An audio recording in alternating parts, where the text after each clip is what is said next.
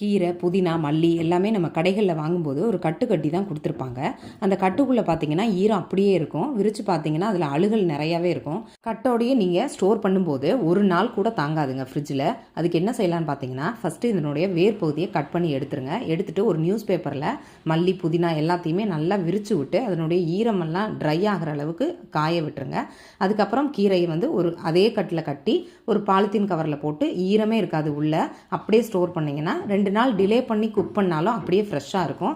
அதே மாதிரி மல்லியுமே நான் என்ன செய்வேன்னா, தண்டு பகுதி ஃபஸ்ட்டு கீழ் பகுதியில் ஸ்டோர் பண்ணிடுவேன்.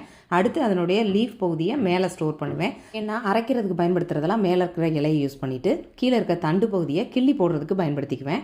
ஆனால் புதினாவை இலைகளை மட்டும் தனியாக பிரித்து எடுத்து ஒரு டப்பாவில் போட்டு 2 வாரத்துக்கு நீங்கள் ஸ்டோர் பண்ணிக்கலாம். ஆனால் அந்த தண்டை வேஸ்ட் பண்ணாதீங்க.